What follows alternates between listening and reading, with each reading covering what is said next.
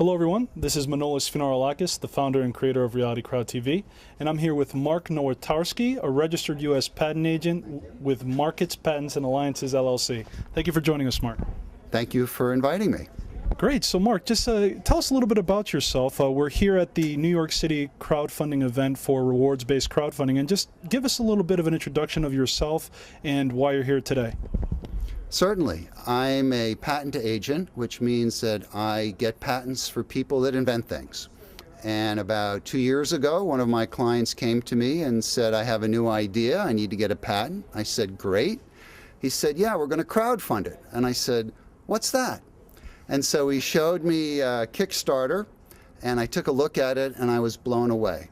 This addresses the key need that most inventors have, which is how do you get the money to go from your initial idea to your final product? Absolutely. I mean, we feel that energy as well, and the opportunity for people who have something beautiful in their head to bring it out to the world through crowdfunding. Exactly. Yeah. So interesting. And okay, so you're a patent attorney, and in fact, that's probably one of the first stages of going through your crowdfunding is to make sure that your intellectual property is prepared. Is that what you advise people on as well? Absolutely. The beauty of crowdfunding is it's so open. But that's the problem. You're putting your images out there, your name out there, your design out there. There are counterfeiters watching this, and if you're a success, they're going to copy it and bring it out even before your project is done. That's a scary thought. And I know there's a lot of people out there who are looking to do this, and I believe you have an example that you can kind of show us of maybe something that happened. So would you like to tell us what you have here? This is, see, I have to look at the labels myself to tell. This is a counterfeit aloe clip, and this is a real aloe clip. Aloe clip raised about $68,000 on Kickstarter a couple of years ago. They delivered a high quality product. They were carried in the Apple stores, and their sales have crested $10 million. Once they were a success, the counterfeiters bought a couple and ripped them off, and are now selling these at 1/3 the price of the retail price of aloe clip. And somehow they're getting away with this. How can they get away with this right now? Is it international law that should protect these people against that, or what's going on? There are laws to protect you, and the good news is they're not getting away with it, because aloe clip had the good sense to register their copyrights, register their trademarks, file patent applications on both the technology and the design. So they had a full arsenal available to go after these folks when they came out. Very good. So the legwork that they did in the beginning of their journey is now protecting them towards these counterfeiter thieves that are trying to take their prize away from them. You got it. That's how it works. Wonderful. Well, you know, Mark, I appreciate your time. I know that our event's about to start in here, but the fact that you're speaking today is going to really help people in the future understand that your dream is an amazing dream, but if you don't want someone to steal it, then you better make sure you're protected. So thank you for coming today. Thank you. I've enjoyed it. Great. This has been a clip for Reality Crowd TV. Until next time, dream it, believe it, achieve it. Thank you. Hello, this is Jessica Sun reporting from Reality Crowd TV. I'm here with Jill Marie Lawrence, and she's here today to tell us a little bit about her crowdfunding campaign that she's about to launch. So Jill, why don't you tell us a little bit about yourself first? Okay, my name is Jill Marie Lawrence. I am an actor, and my sister and I are involved in a business venture together, a joint venture, where we're launching a line of shapewear for women of color. I thought that this would be a great concept. Right now, shapewear is explosive. Shapewear is very, very popular. And, you know, I had a wardrobe crisis as an actor. Sometimes you go to red carpet affairs, black tie affairs. And I had a lovely form-fitting evening gown that I really couldn't wear because I didn't have the kind of shapewear that matched my skin tone. So I said, wow, you know, this would be great if I could launch this. And so the responses have been very positive. And the name of the company is called, well, we're toying around with a couple of titles.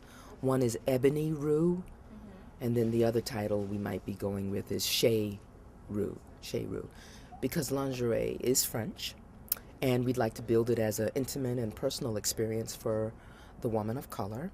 And although we speak from the platform of having our product be specific to women of color, we certainly welcome the product line to any and everyone, because we're going to go from the lightest of light to the darkest of dark of skin tone. And that's basically the company and the platform that we're speaking from. We're really excited. It sounds like a really great idea. So how did you learn about crowdfunding? What made you decide to crowdfund this project specifically? I found out about crowdfunding through the Business Alliance, a couple of business organizations that are sprinkled throughout New York City. And I met Alex Feldman at one of the events, and he invited me to this.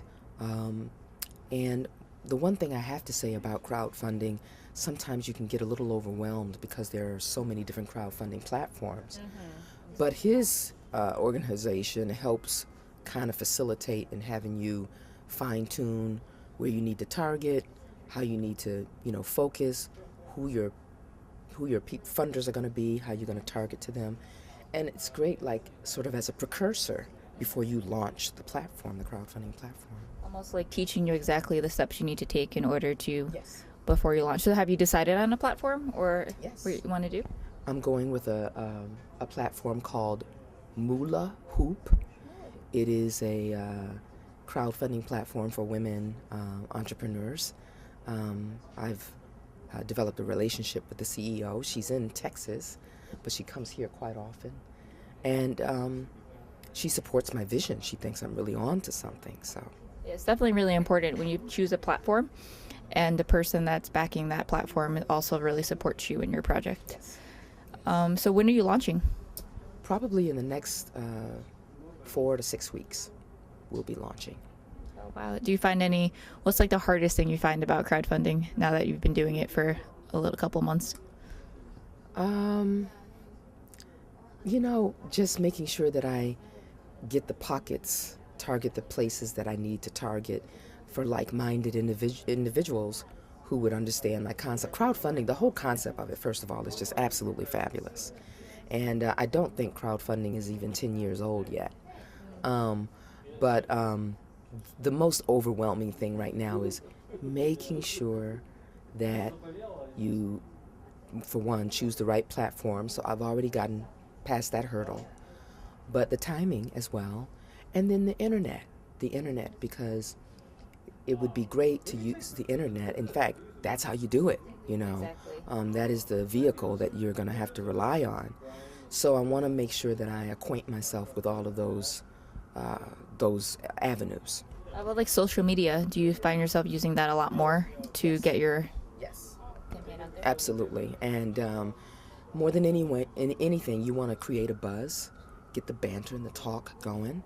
And then once you launch it, I wouldn't recommend that it carry on forever for like a long time, because interest can die. But yeah, that's basically it. Great. Well, thank you for joining us today. And any last words? Maybe your rewards? Did you choose any of those yet to share with everyone? We're still working on that right now, but one of the rewards for sure is going to be some shapewear. That's for sure. Great. Well, thank you again, and I look forward to your campaign. Oh, thank you. As Helen was saying, this is like. I play with gadgets Oh, all you the do? time. Our studio is Oh, packed. oh, you're a photographer, Yeah. of course. Well, there you Of go. So course, she knows. right? I mean, I actually Boom, haven't straight for the lens. Online. Online. Online. Oh, shoot. It has used like new. But if it's used like new,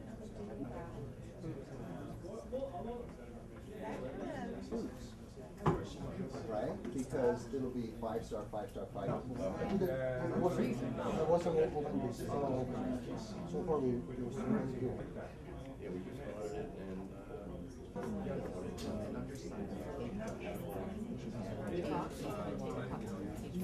So maybe it would be good for we sit front. You have your panel on the sideline, and we'll be between people.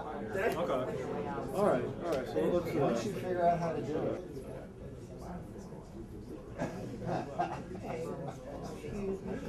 start a little bit now. I mean, it's a really full schedule. There's a lot of information being thrown at you. So the earlier we start, the better. The more time to actually networking in and ask Q&A afterwards, right? So first of all, I want to tell everybody April Fool's joke. No class, go home. Mark is like, no, it's not funny. He came all the way from Connecticut, Mark. Oh, Yeah. cool. It's a nice trip. All right, anyways, joke.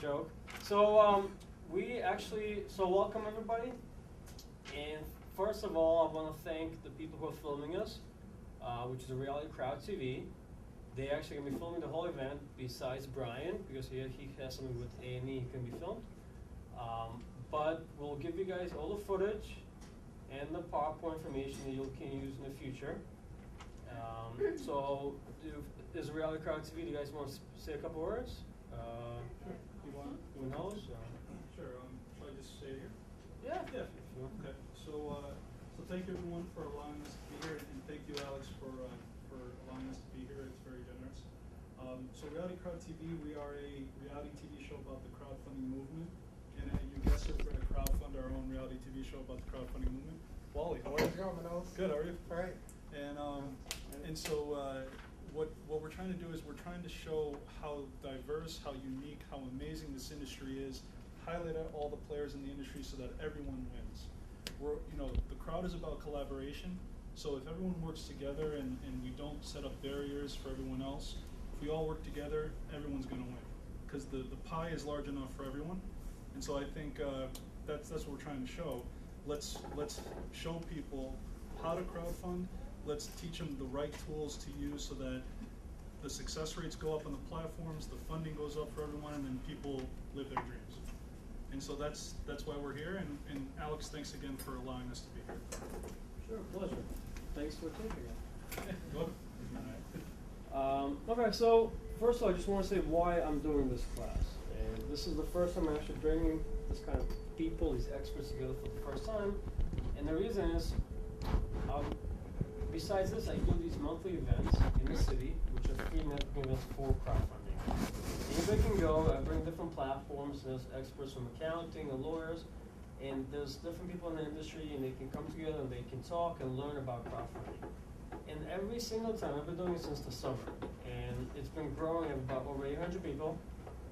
Over 100 people every single event, and every single event somebody comes up to me and asks, "Is there going to be a presentation?" And I say no. Is there going to be a class? Is there going to be some educational material? And that wasn't really my expertise. I just did these events, just networking events. And so this is my first kind of foray into classes. And the usual classes I see around the city is usually there's either one speaker speaking about all different types of crowdfunding and how to crowdfund, how to make a video, how to promote it. And it's very broad for one person to speak. Or there's usually a panel of, 4 platforms or 4 successful projects, and it's usually very specialized. So what I'm trying to do is kind of bring people from all different areas, right? So kind of give you a high-level overview of what is crowdfunding, what's reward-based crowdfunding, what's a video, how to make a video, how to promote it, how do you protect the IP, how do you build a campaign. So bring all these different parts and give you a high-level overview. And then hopefully you guys, if you have any specific questions in certain areas, you can ask.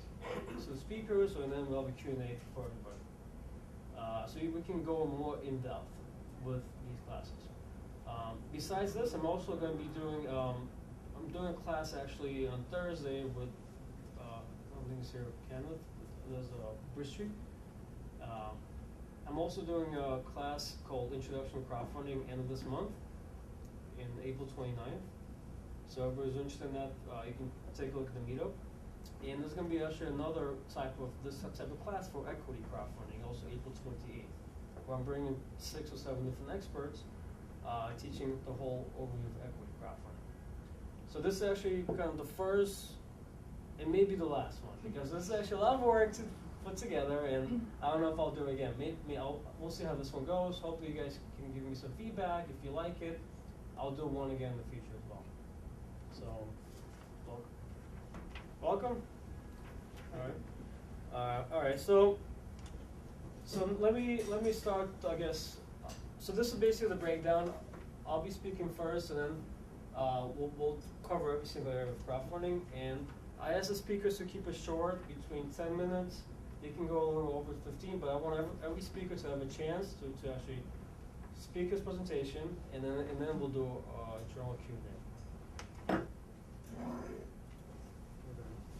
So I do this kind of presentation. I do a very broad. Hey, Howard. Hey, hi, welcome. You want to sit here? Oh, you can sit there. It's fine. No, actually, sit here. So this is something about me. I run a company called Crowdfunding, which is the largest review site in the world for crowdfunding, and we have hundreds of reviews for different sites, Rocket Hub, Indiegogo, Kickstarter. So you can see how other people experience those sites, what's the best one to use, kind of educate you about crowdfunding. I saw workshops, I speak at panels, I write some articles about crowdfunding, and the last one's very interesting. Is actually we got featured in the January issue of Entrepreneur magazine. So there's a whole article about us, what we do. There's a full picture of me as well. So pretty excited about that. So that's my credentials. And so what is crowdfunding? And if you think about it, this is how the traditional way of raising money. So there's always used to be this middleman or intermediary between people who have money and people who need the money. Most people can think of it as a bank, but for music, there's a record label. For book authors, there's publishing houses. There used to be some sort of an intermediary which decides which projects or businesses deserve the money. They do the due diligence and then they give money. And so let's say if a business wants to raise $20,000, right? They collect money, so I give $1,000 to a bank. The bank gets other people, 20 other people give $1,000, pulls it together and gives it to a business. I get 1% back from the bank, and the bank charges 6-7% to these businesses. And that's how the bank makes 5-6% interest, and it's called a spread. And traditionally, that's how banks make billions and billions of dollars, right? But this model hasn't been working the last couple of years. After talking to a lot of small businesses, it's really hard for them to get a loan, right? Because right now, banks focus on $1 million projects. Because they have a lot of fixed costs on infrastructure, and they're not interested in giving money to smaller projects. They don't want to give money $5,000, $10,000 to businesses. It's not really cost effective for them. Crowdfunding comes in, and this is the key aspect of crowdfunding, is now you don't need to have this kind of bank. And people can give money directly to the businesses, right? Through a platform or website, and so people decide which businesses deserve money and they give it directly. And there's other benefits besides the financial benefit, right? You value the market that the people actually want this product, right? So there's been a lot of cases where, Pebble Watch, for example, kind of validated the market for smartwatches. I'm not sure if people heard of Pebble Watch, but they raised $10 million when they were asking for $100,000. They raised $10 million. So that's one. And after they raised $10 million, other companies jumped in and started making smartwatches, because this kind of validates that there really is a demand for a product. You actually can interact with these people. So you have their email addresses or forums, so you can get feedback from them. You can build relationships with them, potentially becoming future customers, right? So instead of just going to a bank and the bank gives you money, now you have all these kind of people that actually can interact with you, and there's other potential benefits. On the negative side, there's big thing people here think is fraud, because traditionally, if there was a bank in the middle, the bank did the due diligence and the homework to make sure, hey, this business actually can pay back the money, and we'll invest in it. Now, since the bank is missing, how do you know the person you're giving money to is actually who he says he is, and he'll actually return the product or the money that he promised? And that's a lot of issue right now in crowdfunding, and we hear in the news, that's the main concern is, will people deliver the rewards? Or he's not going to take the money and fly to Hawaii. Okay? Right. So and there's a lot of other, so this problem is being fixed right now. So it is a lot of talk about it, and there's different ways to do it. And the reason why crowdfunding is successful is because social media really came into being, the last 5 years. That's really a great way to validate the person. That this person is who he says he is because he has Facebook friends and Twitter friends, and if he actually takes money and runs away, then his friends will know that he's a fraud. Right? So so all these kind of parts came together. The social media came together. PayPal, online payments, internet, the downfall of commercial banking in 2008. All these parts came together to really kind of explore crowdfunding. And the crowdfunding didn't exist 10 years ago, and last year was estimated to be $5 billion. Now it could be $10 billion. I didn't see the current report, it should be coming out soon. But it's been doubling every single year, and it's a really exciting industry to be in. So, just want to touch on reward-based crowdfunding, because there's different types of crowdfunding, and it all depends on what the business or the individual gives back to his backers. If you're giving back a simple thank you, which could be donated, it's called donation, and it has been, that's how people, Red Cross, emails you all the time and sends letters to you. That's been working for, 50 years. That's crowdfunding. And actually, donation, people don't think about it, is a $60 billion industry. No, $300 billion industry. It's 10 times larger than the VC industry in the United States. So it is huge. So if you're a nonprofit and you can get away with saying, hey, I'll just give you a simple thank you, let's go do the donation. Reward-based crowdfunding is when you give a perk or a service or something back to your backers. There's debt crowdfunding, which is just an interest. People give you money, you give them back an interest on the loan, which is how traditional banks work. And then there's equity crowdfunding, which is where you give equity to people. So that's the different 4 types of major crowdfunding that exist right now. And all this is you're working directly with the people instead of working with institutions. And so this whole talk is about reward-based crowdfunding. So reward-based crowdfunding is exchange, like I said, goods or services. It's really good if you're pre-selling an item. That's what Pebble did. They say, hey, you give us $200, you'll get this watch, in 6 months. I mean, they were late. It took them, I think, like a year or so, but they delivered the watch. But it's really good if people kind of pre-sell items. It's really good for musicians, right? They have a huge fan base. Instead of going to record labels, they go directly to the fans and say, hey, I want to create this really amazing album. I want to raise $50,000. If you give me $20 now, you'll get the album once I make it in a year, right? So they skip the whole record label, the middleman, and go directly to the fans. Authors go directly to the same thing. Authors go directly to their fans for bugs. There's a really good company called Pub Slush. They come to my event all the time, and this is what they're doing. They're kind of removing the publisher, or even Amazon, and they're selling books directly on the site. And the good thing, if you sell stuff on Amazon, you have no idea who buys it, right? If you go through a platform, you get their contact email. If you launch a next book, you can go and contact them again, saying, hey, I'm doing my second book. You bought my first one, this is my interest in. So this way of raising money is really good, but it's not easy. You need to have a really crowd. You need to have a crowd of people behind you. If you don't have it, you have to build it. The stats from last year is actually average raise is 2,300. For some of the bigger sites like Rocket Hop, I think it's a bit higher, but it's less than 10,000 still. Industry size was 1.3 billion. I think it's much larger now. And more than 50% of them fail. It takes a lot of work and effort, and it's not expensive per se. I mean, the most expensive thing would be probably making a video, which Ellie Wire here can give us some cost analysis probably. But it will take a lot of time and effort and promotion. So it takes a lot of effort. Some of the sites out there, so there's hundreds of sites, and that's why I do Crowds Tonight is I gather all these sites together. So I just want to mention some of the key players. There's Rocket Hub. So Rocket has actually really good customer support on our website. We have 35 reviews from them. They rate about 9.3 for customer support versus an Indiegogo, which rates about 6. So people are really happy with our customer experience. Kickstarter is, people, a lot of people Kickstarter, they're more selective, it's all or nothing, they like project based. Some stats list from last year, they got 51 projects over $1 million. In 2013, they raised $480 million. But it is close to that now.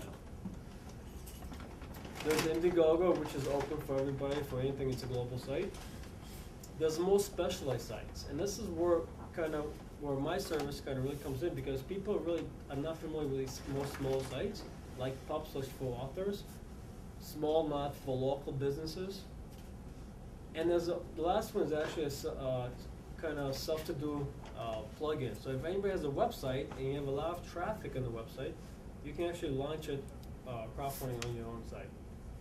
And so one of the biggest projects ever, like if I ask people, what's the biggest project for crowdfunding? People will say maybe $1 million, $2 million, Babel raised $10 million. The largest so far, I actually checked today, is Star Citizen, raised $41 million. And over 290,000 people gave him money. Basically, it's a person it's a game developer who in the 90s, he came out, I think, with the Wing Commander, which is a really cool game. I played it. It's like you fly around in space, shoot like other spaceships.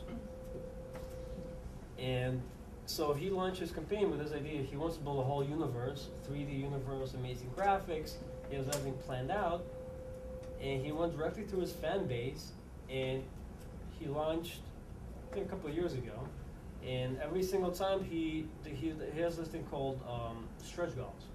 So if he raised $41 million, he said, hey, if I raise 42, I'll create a whole new planet.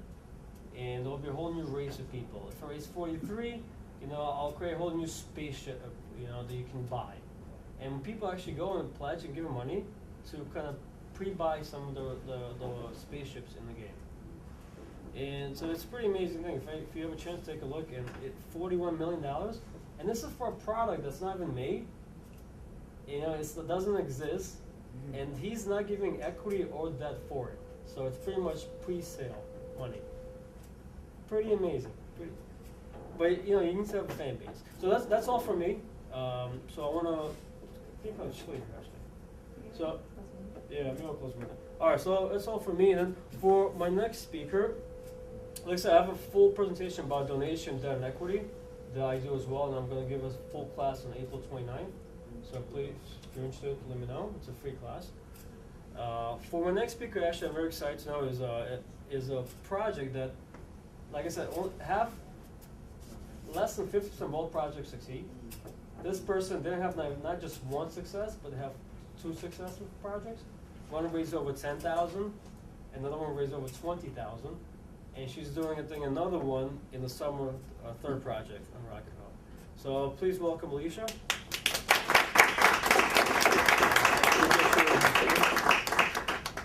Let me find you. Do you have a PowerPoint? No, right? No. I'm sorry? Let me get you a site. So this is. Do you want me to run it, or you want to take control? I can Okay, sure. Let me close the window right here. Okay, let's show you. Used to being on Macs.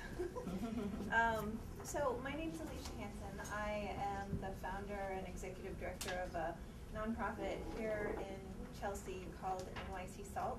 I've been a professional photographer in, around the country, but nearly for 13 years. Total career in photography has been 20 years. And I've worked in media and advertising and corporate work. And I founded SALT 9 years ago and have been growing it ever since. We're still very much a small startup,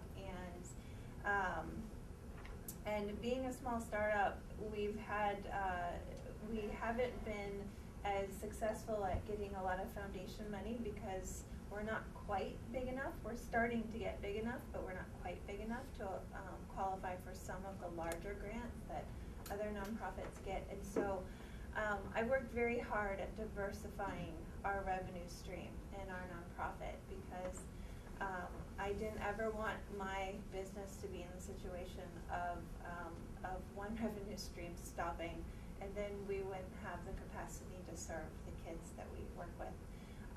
We work with inner city kids. All of our kids qualify for free lunch, and we work with the public high schools in New York City.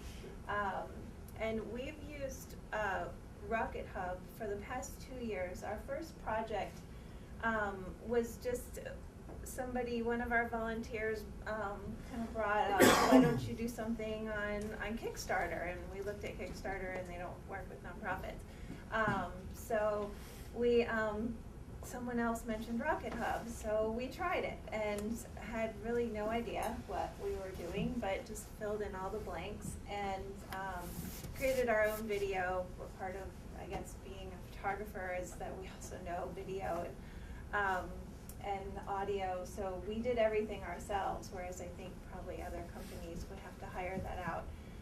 So it was at really no cost to us but our time to put the project together, and then we sent it out to our donor base. And I had no idea how successful it would be. We set our goal kind of low. We set it at $8,000, I think it was $8,000 for that first one. And we sent out one email blast and brought in 16. And that was just through our donor base. We have a donor, a mailing list of about 4,000 people. And then the second year, we did so well with that, we thought, okay, we'll incorporate this into our fundraising strategy, because we get grants. We also have individual donors. We do one very large event, it's kind of like our gala, and we also sell prints. We sell the students photography. And we kind of are distributed pretty evenly, but the Rocket Hub campaign was great for us because about 90% of our donor base is in New York City. And that's great for our events and a lot of our individual donor communication and relations. But as I have a board of about 12 people, and we all have people that we know all over the country. So the crowdfunding was a way where we could get our message out to a much broader audience. It was also a way for us to capture the people that just for whatever reason couldn't make it out to our events. So every year, and we're going to do it again this year, we'll hold, the last 2 years, we've launched a Rocket Hub campaign right after our gala event. As a way of kind of capturing a lot of the people that have donated in the past that might not have made it to our show. And we've done really well. This year, or last year, we did it a little bit more strategically. We set our goal at, I think, I don't know what we set it at. The next campaign, I think we raised 22. We actually raised like over 30 because I had, I'm controlling that, aren't I?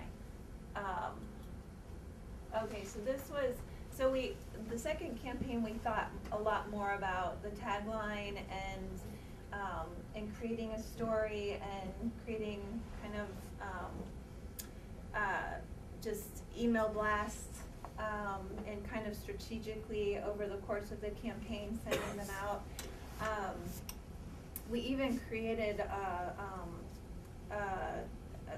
one of the hardest parts about the campaign is all the work that you have to do afterwards to supply everybody with the things that you promised them. So we tend to have between 2 solid weeks to a month of work in our studio of just getting products out to people. And this year, or last year, I still think about it as this year because we do the academic school year, it's our year.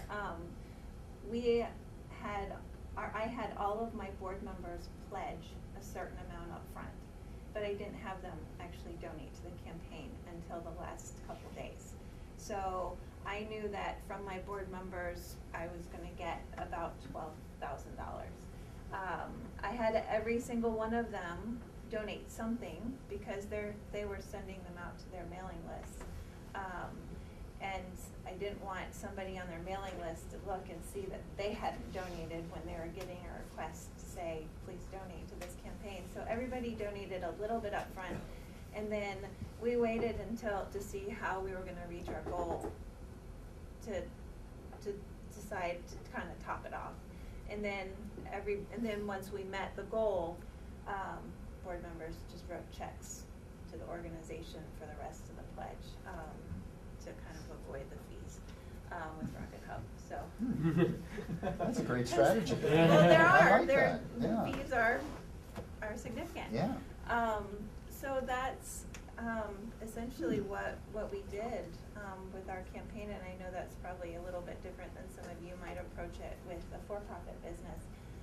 But we've had a lot of success, and we'll probably continue to use this as a fundraising, a tool, to raise money for our program every single year. This year, our campaign will launch in July, and it'll go through the middle of August as kind of a back-to-school, help us buy, the cameras and equipment and things that we need for our workshops in the public schools this year, or next year, so. How much are you seeking to raise this year? You did 10, you did 20, and then this year like 30? Or? Well, I don't know. It's kind of hard to know. I'll have to probably take another inventory on my board to see who's gonna give what, and then we look through our donors to see who we think will probably donate a certain amount. And then the rest is kind of up to chance. I'd say, actually, one of my volunteers did a whole analysis of our Rocket Hub campaign last year, and I can't, how many donors do we have? 79 funders. But we found that the 80-20 principle held pretty true to, 20% of the people that donated, 20%. 80% of your funding. Yes, 80% of the funding, right. And the things that got the most funding were experience-based things. So what we have to offer are classes, and what's unique about my program is that all of our teachers are professional photographers or photo editors. So we have an editor from People Magazine, we have an editor from Getty Images, and we have photographers that do really amazing work all over the world. So we offer private classes for whoever buys that reward, and like 8 of their friends, for a day-long photography expedition for them to learn how to use digital cameras and walk through the city and have a cookout at our photography studio in Chelsea. And that's been very popular with just, I guess, the donors in New York. And then we have an extra option for people that are outside the city. We do a print option so they can choose several prints. I have a question. Did you ever think of maybe launching your campaign during your gala?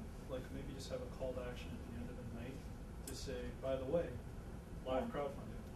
That's a great idea. No, I haven't. We're actually going to do that in DC. We're going to test that out, and I'll let you know. But like I have a feeling if you have 300 people there, just set up like a row of 20 computers and just say call to action, bam, just get everybody just donating right there and there. Yeah, that's a great idea. Thank you. I actually have a quick question. If what you said at the end, did I hear you right? At the end, you had the donors kind of write checks directly. Yeah. So my big question is, there's all these platforms, and Kickstarter takes 10% and so forth. 5%.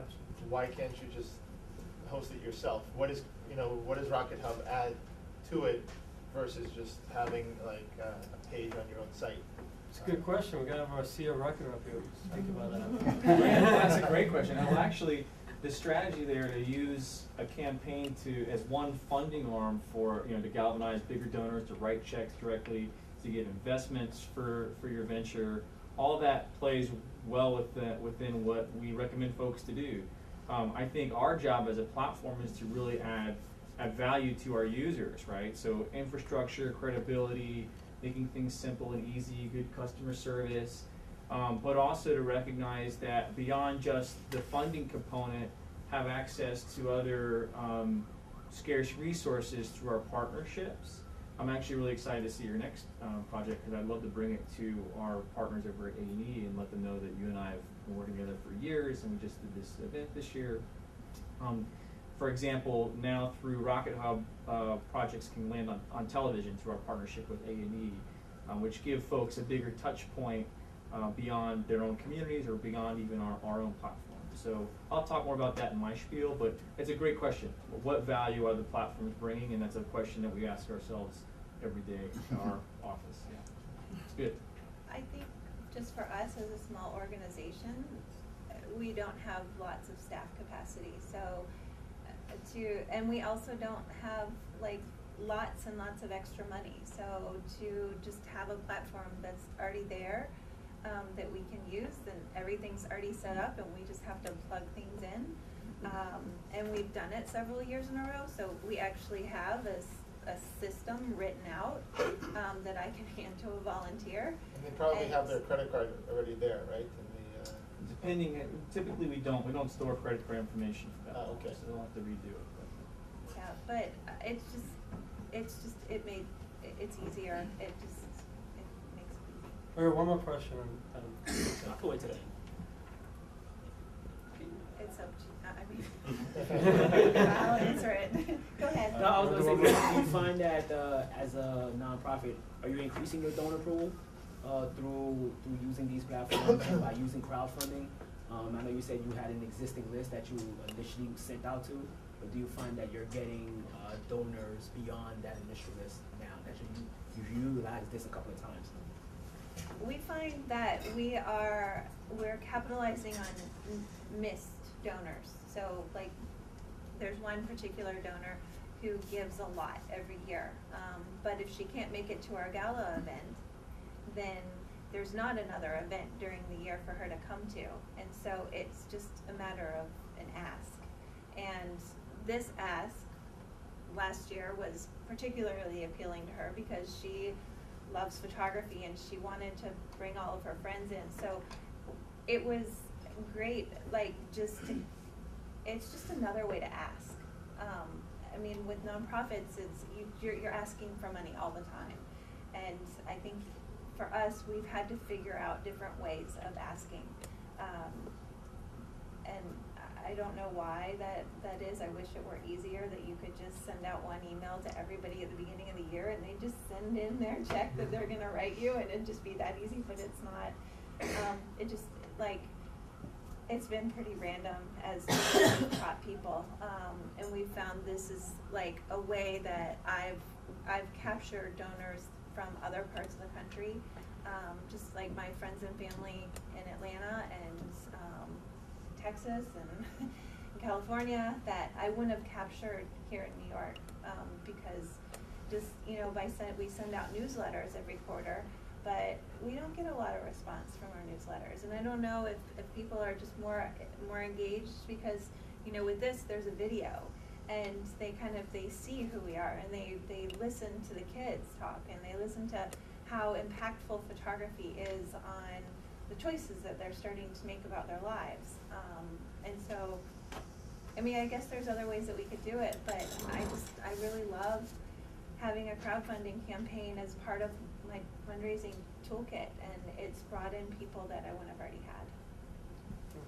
Let's give him applause.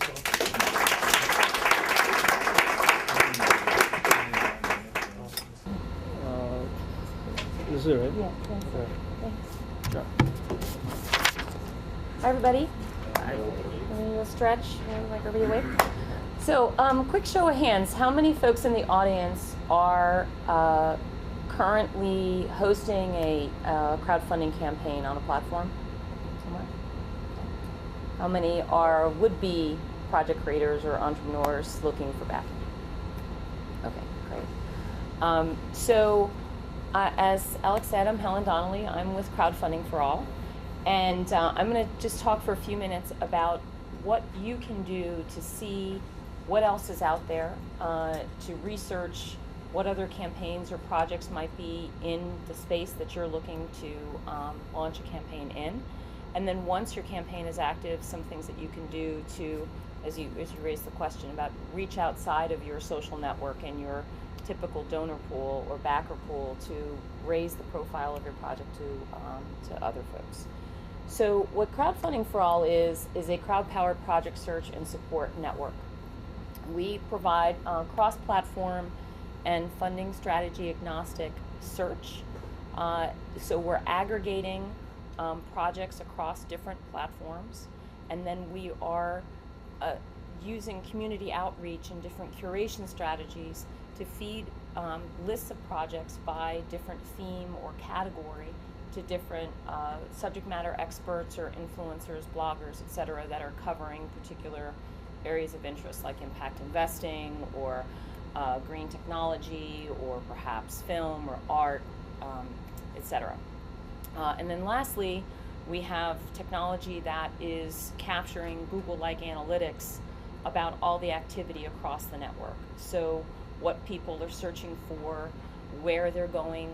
It's anonymized data, obviously, but for the platforms that are members of our network, they share in contributing that data, and they can also share in seeing that data. So if you have your project hosted on a platform that is in our network, you'll be able to see the types of activities and where people are searching, types of trending areas, et cetera, based on the activity in our network. Okay. So what I'll do is I'm going to just switch gears here and actually walk you into the site. Is it still up? Yeah. Okay. So this is our home page. Sorry, it's cropped a little bit with the projector, but you can get a general sense here. The site is live. We're new. It's early days. We have, as you see on the home page, search bars first and foremost.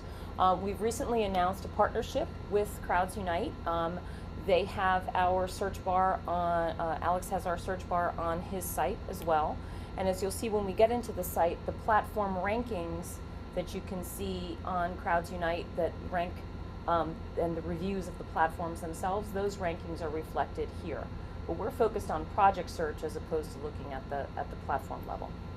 So we also highlight trending projects along the bottom of the screen based on funding activity and search hits, etc. So I'll just go into the main search page, and now what we're doing here is we're bringing up across our network. We have currently projects from Kickstarter, Indiegogo, Rocket Hub, as well as 6 other member platforms that are feeding us projects on a daily basis. And as you can see, we've got over 21,000 projects in the database. These are open projects today, okay? And then there's a number of different criteria and search filters down the left-hand side that you can search by particular categories, etc. So let's say that I am interested in launching some new technology gadget around, for bicycles, right? I'm really into bicycling, and I'm going to try to type without seeing my screen. Type bicycle correctly. Did I spell it right? Okay. And we'll go in and search for that. So now what it's doing is it's using that as a keyword. That word needs to either appear in the title of the project or in the description, short description. All the information that you see surfaced here, we're not creating any of that data. It's all provided to us by the platform. We're also not a platform, so we don't do any of the funding transactions. So what we are is a search engine. So you can see information. Here we went from 21,000 projects to 56 projects, okay? And you can see, again, information about amount raised, how many funders, etc. I can go in and get more information about a project. Now, we're using and we're experimenting with different algorithms that are determining the search rankings and search results. But our member platform projects rank higher in the search results than platforms that are not members. So we can also go in and look at one of the projects and get more information about the projects. I can also, since we have Rocket Hub here, we're going to go in and pick Rocket Hub as the platform and narrow down, and out of the 56 projects, here's one project that has, it's about bicycles.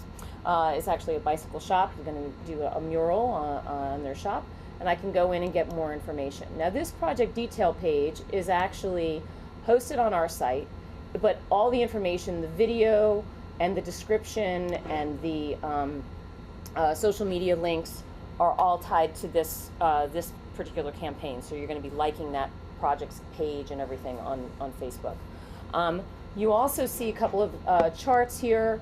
This is information that we're compiling based on the history of the history of the project.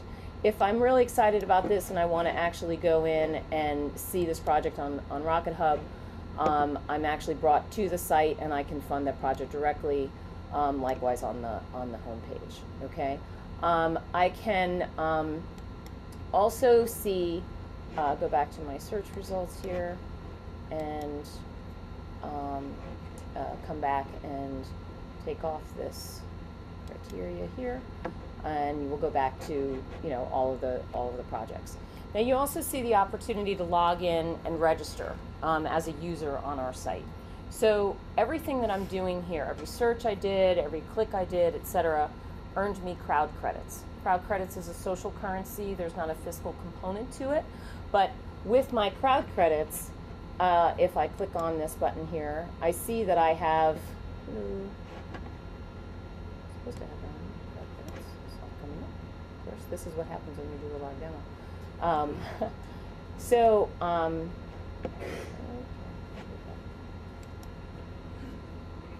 I'm trying to see. I'm not logged in. That's probably right.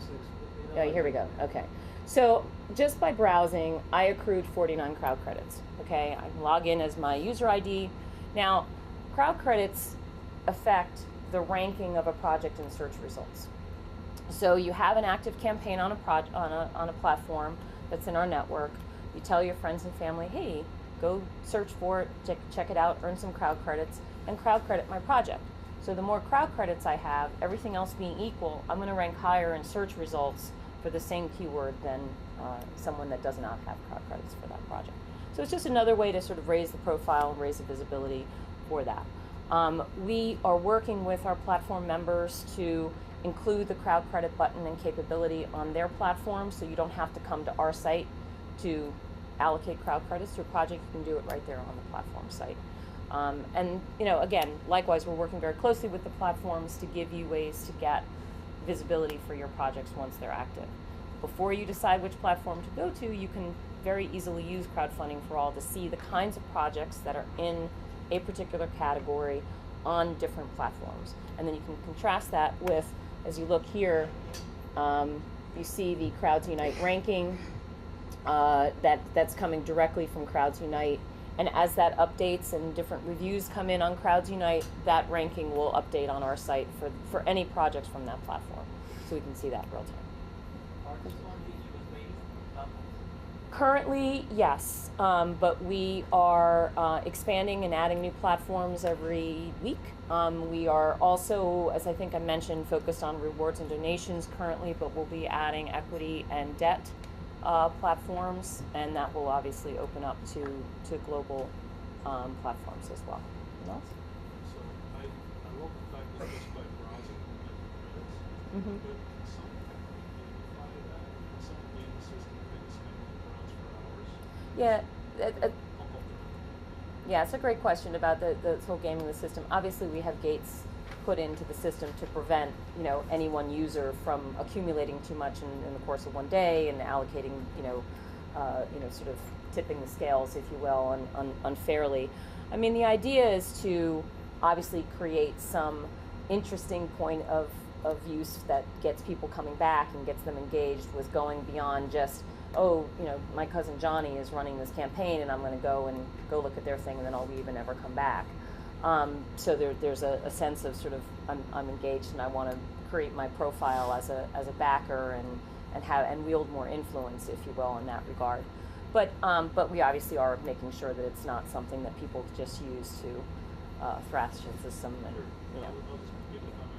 Yeah, there you go. There you go. You're like, hey, wait, can I really do this? So I know you want to hold questions to the end, but yeah. So okay. All right. Great. Thanks, guys. Go back to your PowerPoint thing. Where did you want to close it up? There you go. Not close all tabs, right? Yeah. Okay. There you go. And that one too. Okay. Okay. There you Thank go. you. Thanks. Thanks, Ellen.